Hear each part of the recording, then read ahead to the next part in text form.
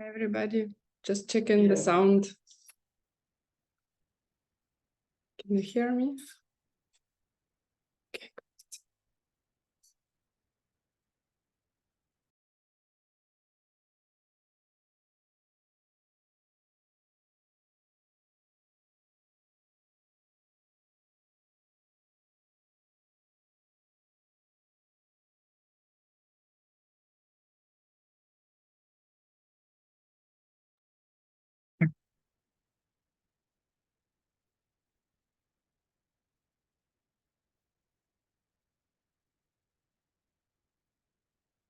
We have translators.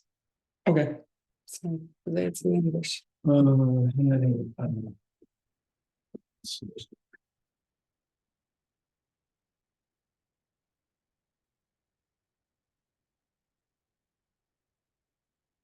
Hi, everybody. I think we can start. So this is our second class because some of you asked us to teach about Refuge and Freedom Vows. So this is our second class, and we have reviewed last time 2 vows, right? Let's just continue, and if you will have any questions, please write in the chat, and I will take care of the chat time to time. So the third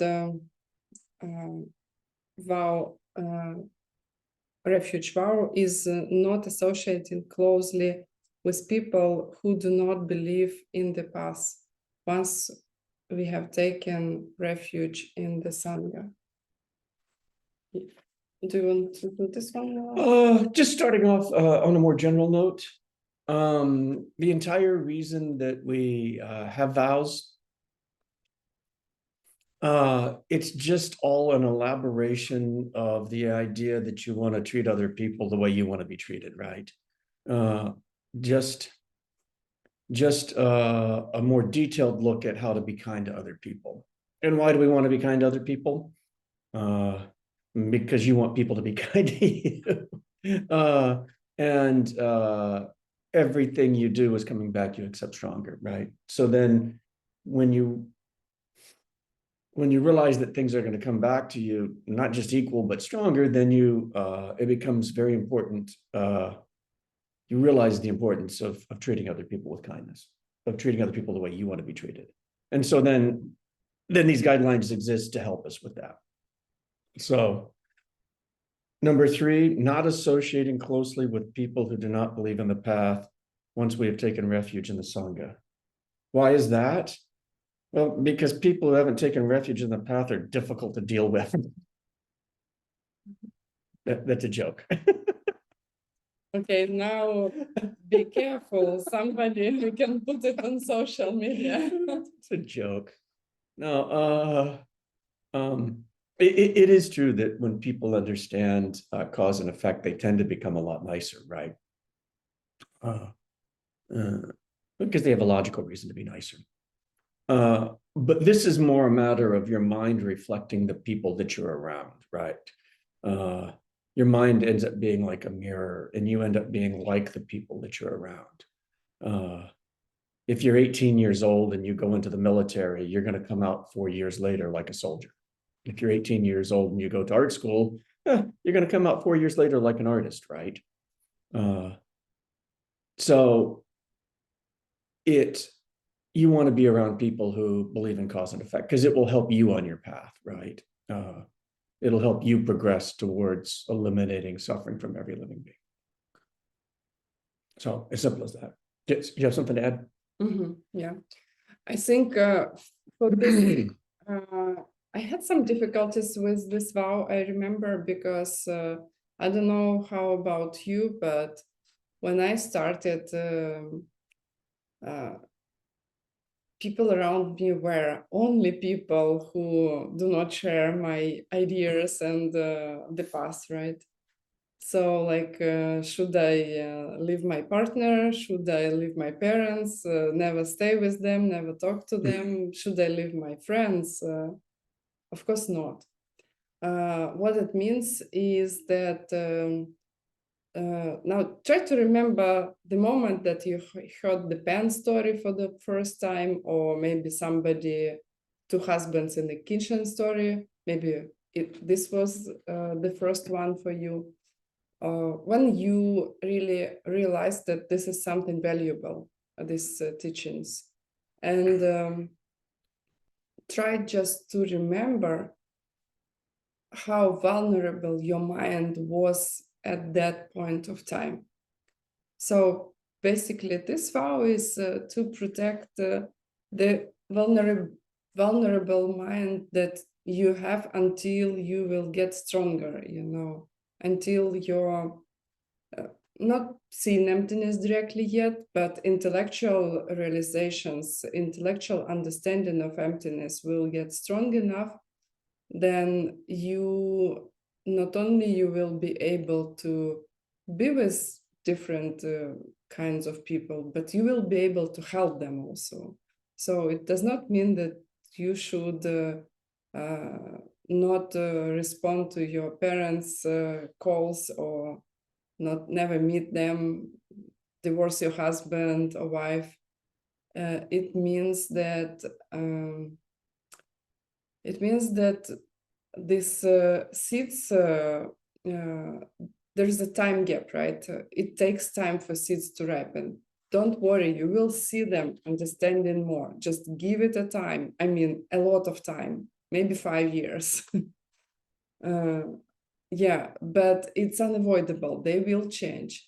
And meanwhile, basically, you should avoid people who will tell you to do something wrong, and you can really be like under influence of these people. Like basically, really avoid unethical people, and especially influencers. Like influencing others. So this is what I have to admit. Next one. Number 4, considering any representation of the Buddha, regardless of the quality of its artistry or material, as though it were the Buddha himself or herself, once we have taken refuge in the Buddha. Yeah. This is interesting, right? In the Christian tradition, there are stories of statues of the Virgin Mary or Jesus, and there'll be signs and miracles around it. And people will report various miraculous things. And I think if you understand emptiness, it becomes a little more obvious that that's possible, right? And that there's actually a whole practice of putting your faith into something like a statue, and then getting the results that come out of it. Because what's happened is that somebody has, in the past, they've seen a Buddha, right? And that's possible. There have been people who've done that. And then they try and make some kind of representation out of it. It's a link. It's a link to something that can get you out of suffering. And so you want to respect that link. And it's not going to be our practice in this lineage to try and turn statues into the deity, the God, the Buddha that we're... Because we have more cool practice. There are higher practices. It will not be boring. Yeah, there's quicker, there's faster ways. And so, but it's a link. It's a link to getting you out of suffering. And so you want to respect that because they can be rare in the world, right? Anything else? Interesting that I just got some realizations while listening to, because I was never thinking that way about this vow. Like for me, it was more about like somebody has seen it, right? Mhm. So it is kind of holy, and I can create a lot of karmic obstacles when I do not know, like especially new people, right? they are not aware that they can harm themselves badly if they disrespect these images and people like monks, nuns, right, independently, even on the religious path, right? Which Buddha was it? There's a story, one of the Buddhas, was it Dharmadada, who was a fly on a leaf? And then apparently there was a flood, and the leaf just happened to circumambulate a stupa. And he was a fly riding on the leaf as it went around the stupa. And that was the bit of goodness that he had that started him on the long climb from there out to Buddhahood. Wasn't it the past life of Shariputra? I don't remember. I forget which Yeah, one it I was. think probably it was Shariputra. Was it Shariputra? I forget who it was, but these things, there's a power to holy images and objects. Yeah, and it is in one of ACI courses. I forgot which one. Maybe Yeah, you remember. I forget which DCI one. courses. But it's in the ACI too. ACI also. Yeah, we have a question. This is where Ben Kramer would know. I still do not understand what should I think about when I have this vow to honor any image of the Buddha. Okay, what you can think about, it's always circles, right? So the core and then circles, like if a stone will drop into water and then there will be waves, right? And so some of them, they're closer and then they go. So the core is when you see an image of a Buddha and you think to yourself, oh, this is not painted nicely, or I don't know what really the Buddha is like. Maybe it's something wrong with it, or like, oh, there should be 8 medicine Buddhas and they draw 7. This is wrong.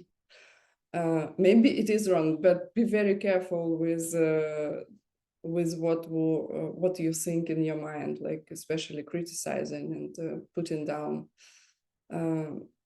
or like for example throwing away images. You cannot throw away images of Buddhas or even books because it will create huge karmic obstacles. It's a small thing, but if you throw away a sutra or an image of a Buddha, because it is related to enlightenment, this small action can create huge obstacles in several years. So you may think to yourself, oh, really? I know the path. I don't need it anymore, and you just walk away or something like that. We have a closet and there are boxes and boxes filled with Dharma stuff that I don't need or read anymore, but I can't throw them away because it's Dharma related. But you can throw it away if you will bring it next week to Diamond Mountain, Well, because there will be a special ceremony there. There's you can burn it. There's ceremonies where you can burn the stuff, but I mean I've got multiple large boxes. I couldn't get them on the airplane. And so Start with small. and there are people, so it says, and again, almost any one of these vows, you could, write a book about them and how and what they mean and how to behave with them. Like, for example, like, do you have to really consider any image as the actual Buddha? Well, if the actual Buddha was here, I'd probably act a little different than I would to the painting on my altar. Not that I'm disrespectful to it, but I would probably pay the actual Buddha a little more attention than I do the painting.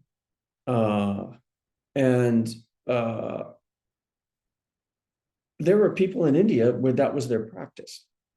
There would be a statue and they would be full-time religious practitioners, and they would bathe the statue and dress it and worship it and treat it like a deity. And so that's one practice, but that's not our practice. It's not, you don't have to take it to that level. Because Yeah. there's other things that you'll get. If can you imagine by your thinking you can actually transform a statue into a real Buddha? Yeah. Then if you can do it, try to transform your partner. This is much more fun. Yeah. Yeah. There's stories of these statues talking to people, giving them advice. I think it's possible. I've never seen it personally. I think it's possible.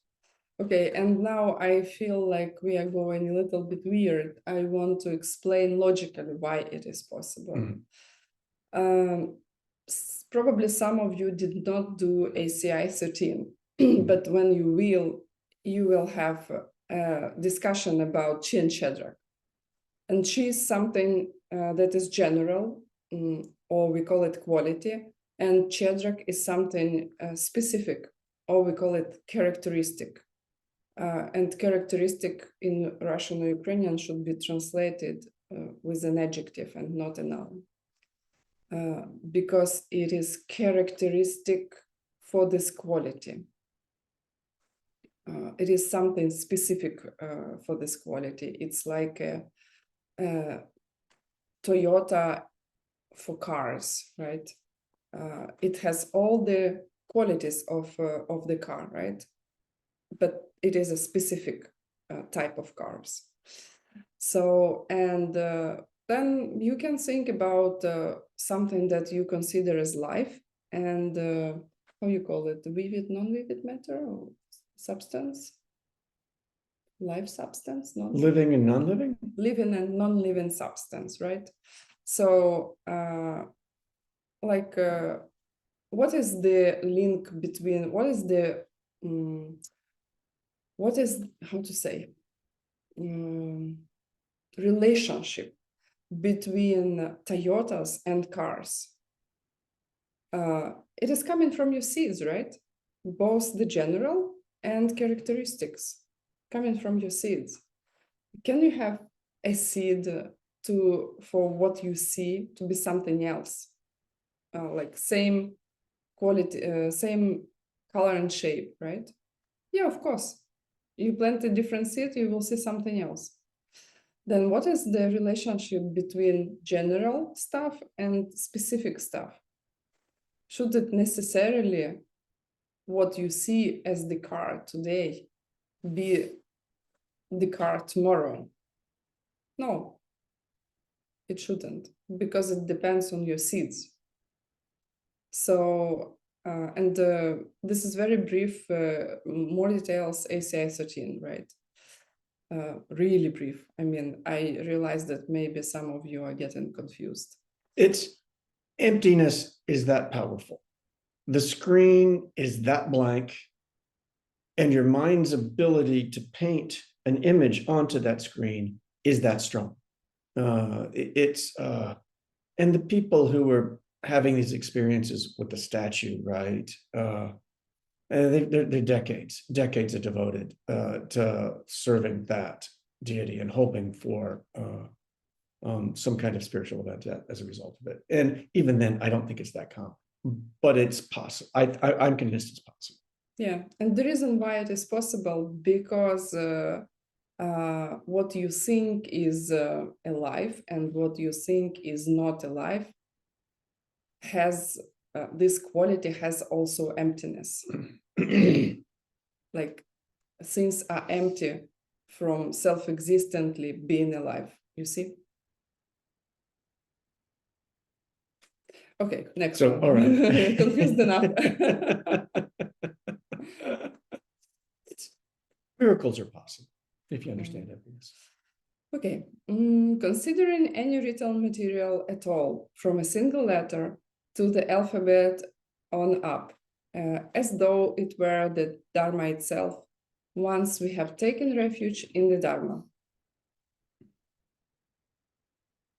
Very similar to the last vow.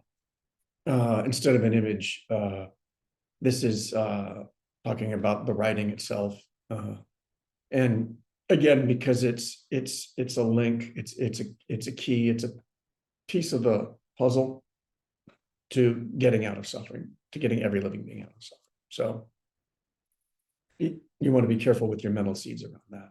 Yeah, do not throw away Buddhist texts, McMichael's books, anything that is about vows, even your own notes and your own 6-time books. You cannot throw it away because it's sacred. Yeah. But if you see they go even beyond that, like anything that is written, why you cannot throw away anything that is written?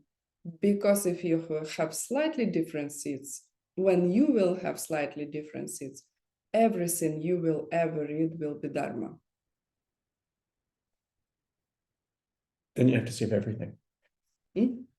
That was a joke. I said, then you have to save everything. Yeah, you have to save everything. Mhm. I mean, you have some on a maybe this will be more simple. Like on a deeper level, what happens when you see an image of a Buddha or something that is written that represents Dharma? You have very special seeds, very rare, like your diamond seeds, extremely rare, ripening, and you see something outside of you that is holy. Then more seeds will be coming if you will treat it with respect. Mhm. Like if you will reinvest into the seeds, you will get more. If you will treat it with disrespect, you will get less. This is simple. Huge obstacles. Yeah, you can burn it. This is a respectful, you can burn it. They say, yeah, 6 times books monks were thrown into the rivers in Tibet. I do not recommend you personally because I mean, I think it's better to burn because you don't want also to pollute the environment. Or maybe if you have very pure view that this is something really holy, then go ahead and throw it into a lake or a river. If it's paper, if it has a If plastic it's binder, paper, don't no plastic, right? do it. Okay. I think it's similar to the question of, do prayers work, right? If a Buddha can't give us seeds, if a Buddha can only teach, then what use is it praying to a Buddha? And the answer is that when you pray, you're planting a seed in your own mind to get the help that you need in the future. And so they can give you the help that you need when you ask for it. So prayers do work. And so, but if you're like a 5-year-old kid praying for a bicycle for Christmas, well, that may not work. But if you're praying to get help to save every living being, well, that's going to be an extremely powerful prayer, right? So. Yeah. Okay. Yeah, we have several questions. So where to can I give away, like, for recycling ACI texts and can I delete electronic texts? I think no problem with electronic texts because I mean there will be no possible disrespectful treating of them, right? Like the whole idea, imagine you throwing into the garbage your text, right? Then what will happen?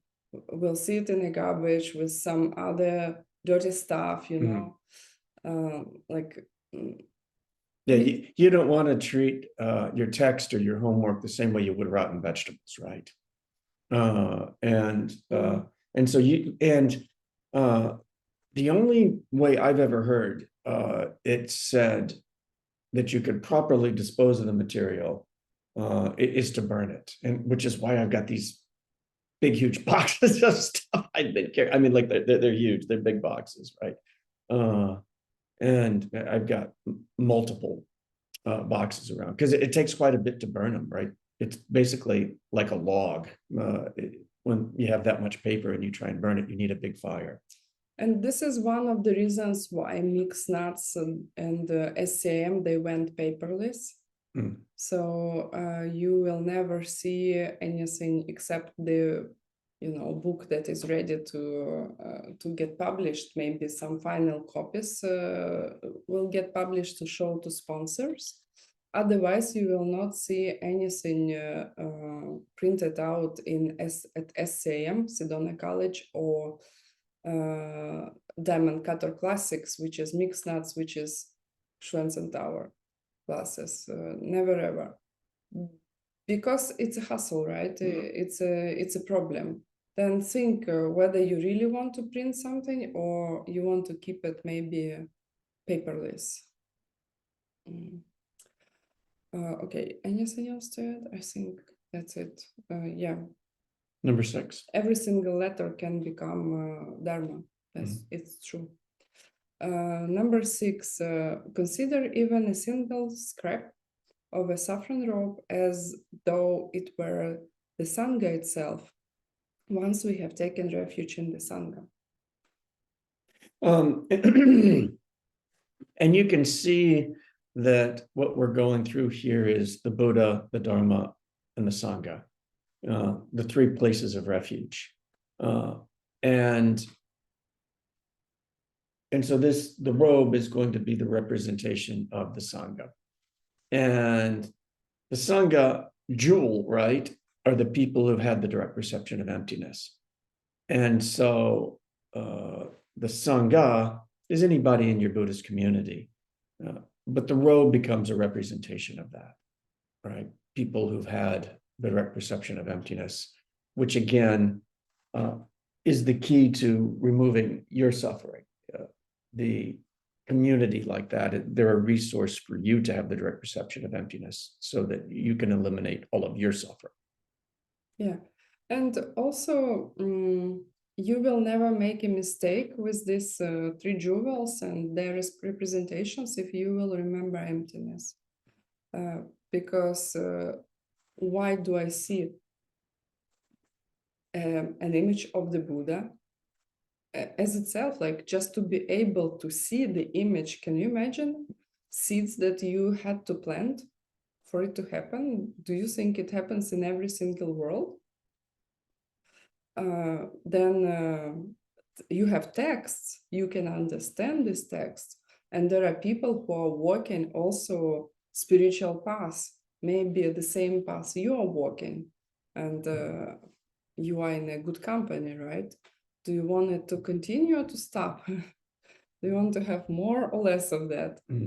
And even if it's not your path, but another spiritual path, it will be also it will be also, we will also break this vow if we will disrespect like Muslims, Christians, like somebody wearing monk's robes in another tradition. Maybe you think that their tradition is not completely correct, but I'm sorry, whose seed is this, right? I mean, plant better seeds and you will see all the monks and nuns following completely correct teachings according to you. So there's an idea in the Christian churches, the Eucharist, right, where you go and you take a sip of the wine and you have a bit of the cracker, and it's coming from the Last Supper, where Jesus said, take, eat, this is the flesh of my flesh, take, drink, this is the blood of my blood.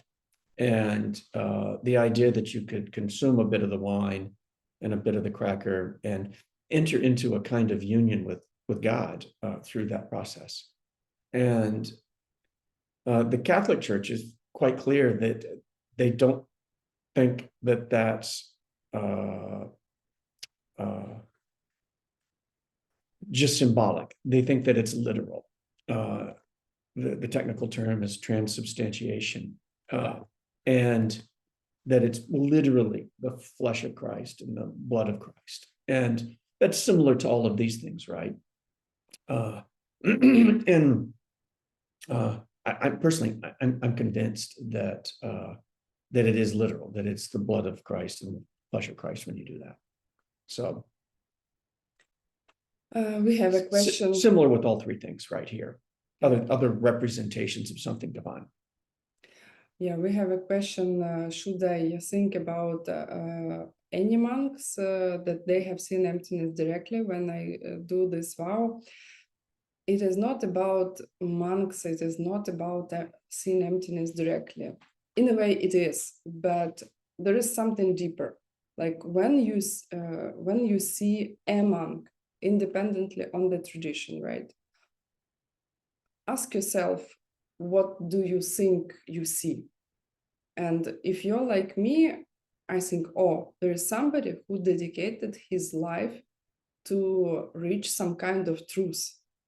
And maybe it's another tradition. And by the way, the farther you will walk this path, the better you will understand that other traditions, they also make sense. I mean, it is one of the, how to say, signs of your maturity as a Buddhist. You will never ever criticize other traditions. Why? We have 4.5 schools ourselves, right? Buddhist schools. Then if Buddha himself taught 4.5 schools, 4 incorrect, half correct, because he wanted our minds to be ripened, gradually. There is a process of ripening Sosokyevo's mind, a normal human's mind. Why do you think they cannot go to something easy, like to make people start the Buddhist path? Why do you think they cannot teach ethics, morality at some other levels? What would stop them from that, right? So, and are all monks Aryas? Has every monk had the direct perception of emptiness? Yeah. If you're really, really honest, no. Well, you don't know, right? You don't know one way or the other. Sometimes they will sure act like they haven't. And sometimes they act like they have. Like they have. Let's talk about the cafe, the nuns cafe. Okay. Well, so what was I going to say? So you don't know. And then the advice later on is going to be just to treat everybody like they're an emanation of the Buddha. Because, is that possible? So anyway, you want to talk about the nuns cafe? Yeah, there's a great little cafe near us run by Catholic nuns. It's interesting. Like I was wondering why it happens like that, but my dad and my son, they are living in the village, neighboring village, Wilmette, and we have because Katya Mayorenkova, maybe you heard, she moved in Chicago and she lives not far away from here. We needed an office, like we have a coffee place near here, but it's usually it's so good it's crowded. Crowded as hell. So we needed a new office and we bumped into this cafe. And it's actually interesting because in the same street, my love, you have 2 stores that are selling secondhand, used stuff, but completely how you call it, charity. Both stores charity. And this cafe, you enter and instead of waiters, you have nuns, Catholic nuns, French speaking Catholic nuns, Wilmette, Chicago, North Shore. Like I was shocked, and they obviously they are French because their French is flawless and it is easier for them to speak French than English. They're from St. Rogers Abbey, not far from here, I think in Wisconsin, they said. So, and I had this moment, I was thinking a lot about this vow, because you can get wine if you want there, you know, it's a cafe. They serve cookies, French pastry, they serve coffee, and you are sitting there and nuns are serving you. And I have always this weird, I was thinking, wow, I should serve you, you should not serve me. It's so weird, it's uncomfortable, but they are so sweet.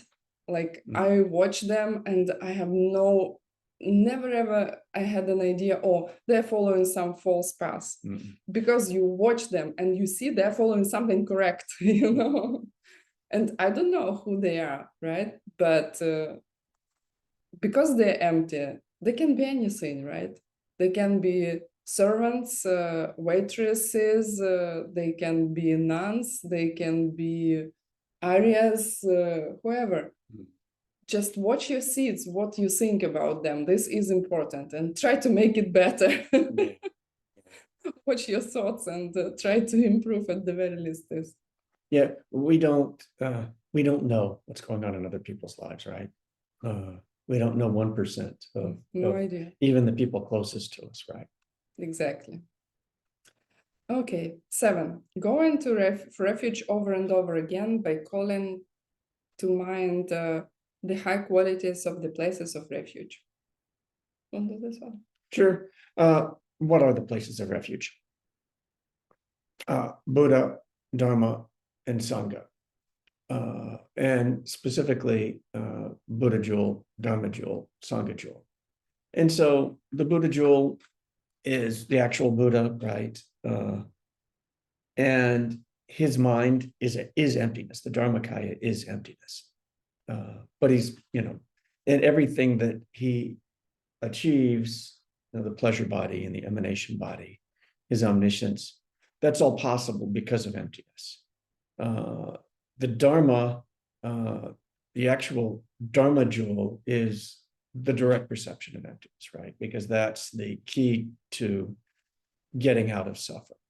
And then the Sangha jewel are the people who've had the direct perception of emptiness. So all of it goes back to emptiness, because that's when you can start eliminating the mental afflictions that are causing your suffering permanently. Until then, you're fighting them. You don't have a cessation until the direct perception of emptiness. And all of these in the places of refuge are all related to emptiness.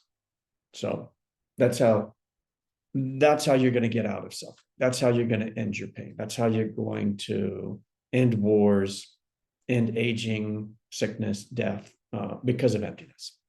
Yeah, and for this question, many people, they're asking like, I have no capacity to recall it. I mean, when I'm learning something, when I'm studying, then I remember. And when bad situation comes, I don't. Then what would you advise to these people? Struggle. Struggle. Fight it. Right. I mean, everybody, right? If you're human, you're going to fail. But the victory is in the struggle, right? Yeah. What would you advise? And do 6 times book, right? Because this is a very good training. It will make you think at the very least 6 times a day about emptiness and other stuff related to it. Every single vow is related to emptiness, right? Because there is no sense of doing the book or every single vow is based on the fact that we can change it. So the book will help you if you have difficulties with this. 8. In remembrance of their kindness, offering the first part of any food or drink to the places of refuge. Do the Buddhas get hungry? They don't. Then why bother giving them food? Yeah, because Buddhas, they do not need your food. No. You need offerings to Buddhas. So, I mean, will they be pleased and will they feel even more bliss from you offering them? Yeah, of course. Don't worry. They will not feel anything bad. But they do not have the need to have to partake your food. So basically, I remember that was a difficult one for me. Was it difficult for you? No. I spent a lot of time cooking for other people, so offering food's been one of the themes of my life. One of the things I've been good at. Yeah, but you know, sometimes we can, like, for example, I had no problem with offering food. Like, I always like to feed other people. But I had problem when I'm eating on my own, you know, myself. So I would, and I remember once I was striking, I was in Switzerland, there was a retreat, and we were doing a prayer, like a very special prayer about getting people out of health, if in 2 words.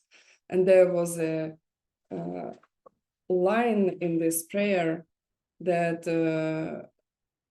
I regret that I was partaking my food as a jackal, you know, like wolf. Folk. Yeah, and what they mean by jackal. If I forget to say the prayers before dinner, you know, he says "Ni volki," not like a wolf. No jackals, yeah. Yeah, because I was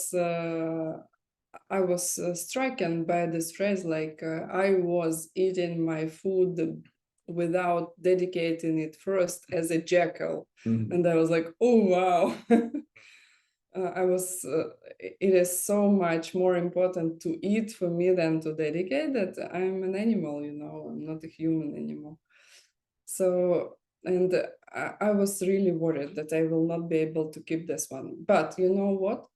Lonely prayer, there is a special prayer. You can create your own. It just should be about emptiness, like the food that I see, myself, and eating process, it's all empty, right?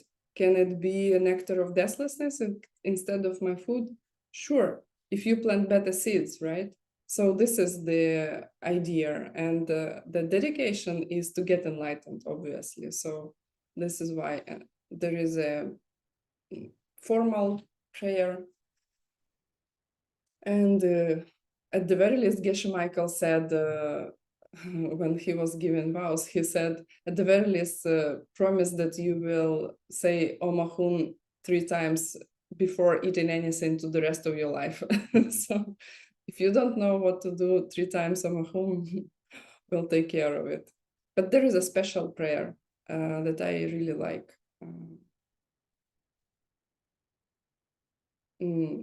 I think I should say it, right?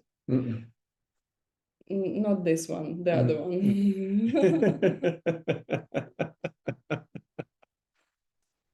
Okay, there is a official prayer. You can find it in English materials to probably every course. Ton palame sangerin poche, kyo palame dam churin poche, dren palame gendun rin poche, kyabne konchok sun lachu pabu. So now you are permitted to recite it also.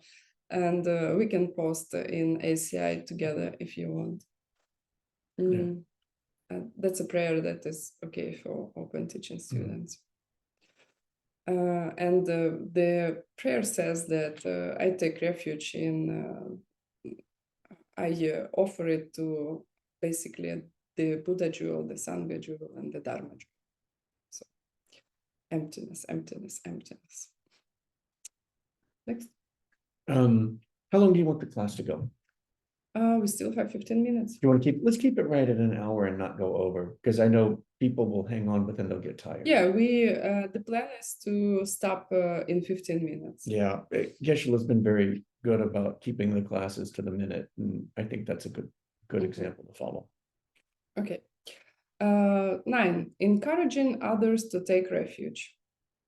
That's an easy one, right?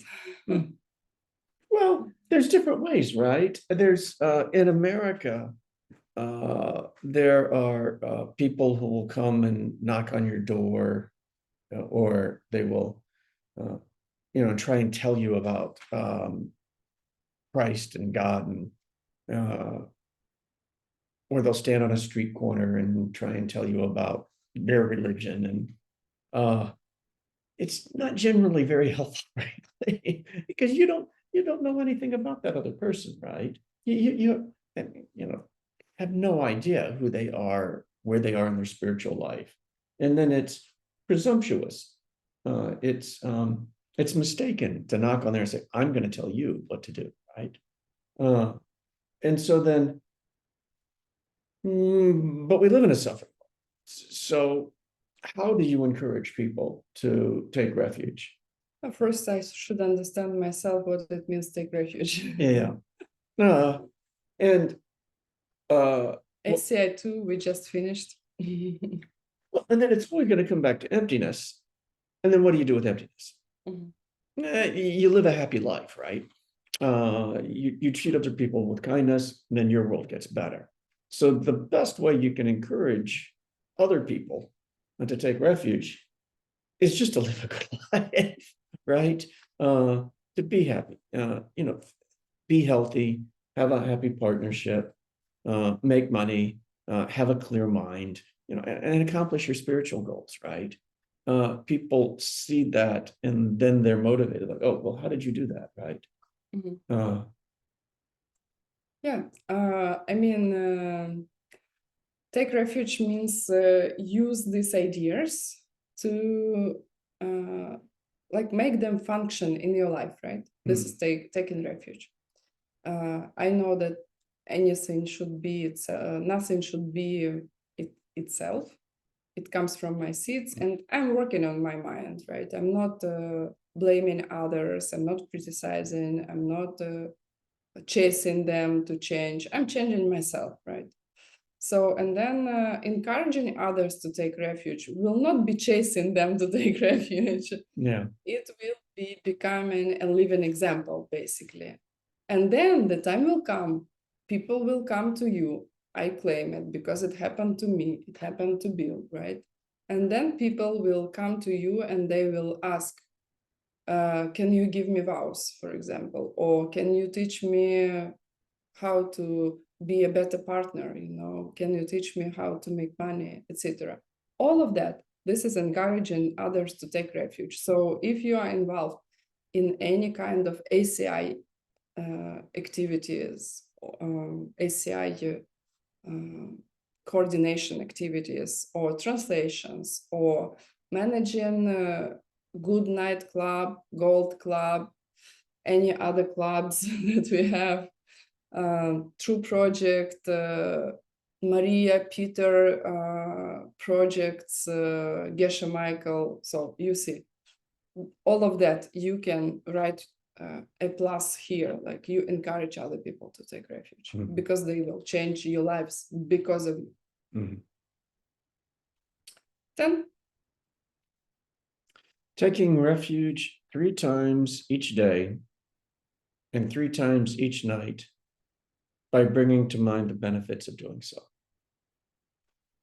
Your 6 times book will count for this, right? Because every time, you write down something positive, well, that came about because of emptiness.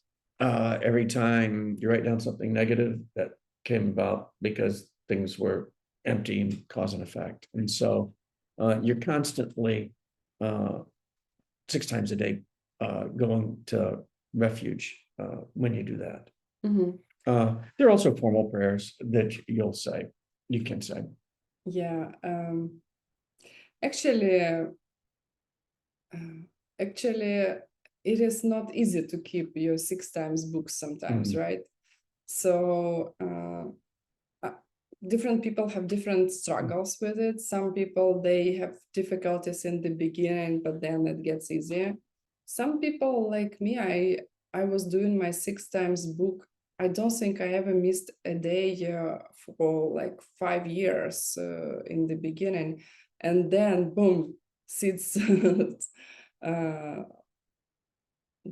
were wearing out. And one day I was like, oh my God, I'm not doing my 6 times book, I'm forgetting. And So different things can happen. Life is life.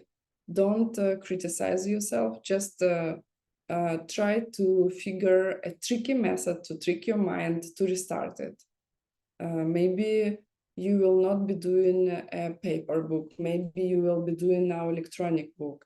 Maybe if it doesn't work, you will want to get a partner to write each other 6 times a day something, you know, like, because I went through all the phases, and what I can tell you that you should be, how to say, inventive, like you should find new and new, innovative, creative, and in finding new ways to keep your 6 times book, because it is important. And without reading this vow 6 times a day, you will start forgetting them. You will fail in your vows practice. This is what will happen. So for me personally now, what works well is Max Jabali partner, Ira. She created 6 times Gluck book, so-called. It's like $5 a month. All the money goes to support European version of ACI AKM, Academy of Classic Wisdom. So I'm not worried that my money is wasted, and that's not a lot. Okay. 11. Putting all our trust in the objects of refuge during any activity that we may ever undertake.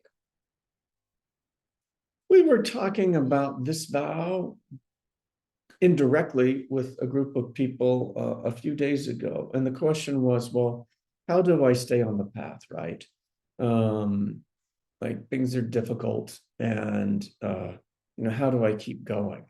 And the answer is you don't really have a choice. You can either do this intentionally or unintentionally, and the results are going to be a lot better if you do it intentionally, right? It's there's no outside force doing it to you. Things aren't random. There's a cause and effect relationship with everything that you're doing, and that cause and effect relationship only works because things are empty, right? And so going for refuge, that's, you have some desire for protection, right? And where you're going to go for refuge, it's always going to come back to emptiness, Buddha, Dharma, and Sangha. If random ain't going to help you, and simply an outside force ain't doing it to you, you're doing it to yourself. And so that's why they're saying, put all your trust in it. It can get hard. If you're human, you will have problems. The only way you're going to solve them is refuge. And so just trust the process. And you're going to have doubts until you've had the direct perception of emptiness. Or you get a very high level of intellectual understanding. At that point, you won't go backwards. Very high. But there's nothing to do. There's nothing else that's going to work. So just trust the process and keep going.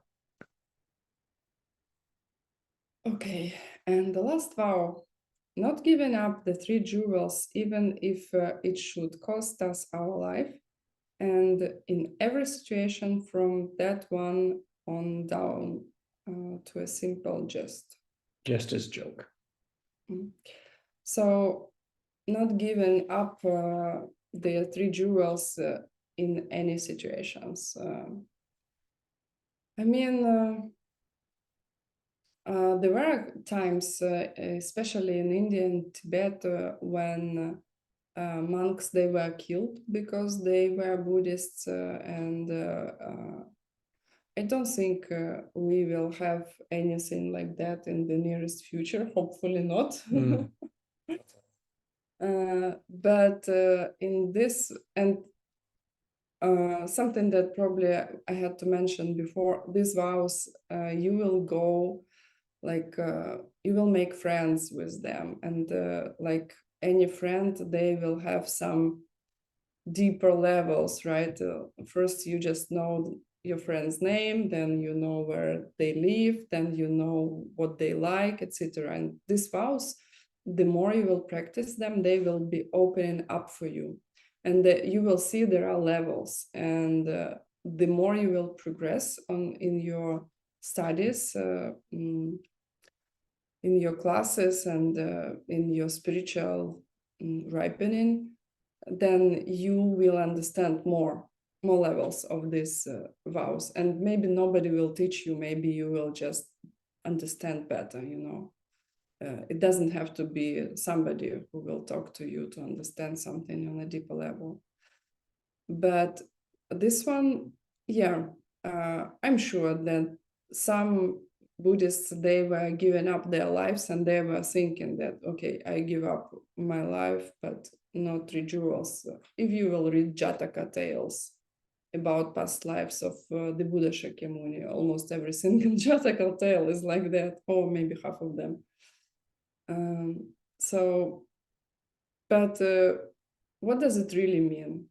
It actually means that it is a bit similar to the previous vow, that in every situation, you do not make a decision based on what's going on. Like, the world may be crazy, right? We have people here in Kiev, Sumy, Kharkov, etc., right? You know how crazy the world can be and is right now. The trick is that when this crazy stuff happens, this is your seed ripened and died. As my friend says, ripened and crooked. Croaked. Crooked. Yeah. And but what you do, because of what you perceive, it will plant another seed, you see? And you should disconnect this process completely. The crazier your world is, the happier you should be, Like, in any situation, independently on what's going on, you think about what you are planting. You're not thinking about your reactions. Your reactions, blah, blah, blah, doesn't matter anything. You think what you're planting. Then this is the important aspect in everyday life of this vow. Anything to add? No, well said. Yeah. That's it. We managed in time. Mhm. Maybe first time. Yeah. Yeah. Because we want to make progress ourselves. Mhm. We want to do better. So Well, and that's it's a fun subject. It's to talk about. It's the most interesting subject to talk about because it's how you're going to make your life better, right? Yeah. I suggest to make a break because we will be in Diamond Mountain next 2 weeks, and then we can go through other vows if you want in 3 weeks. Review lay people vows and 10 good deeds. Yeah, we made it through the refuge commitments. Okay, thank you very much. The technical team, translators, bow down to you because I know how it is difficult to translate. And also, do not forget you're planting so great seeds, like all the cool guys, they were translators, in the Buddhist history. So thank you. Have a nice Thank you. Thank you rest for of the being here. day. See you. Paka paka.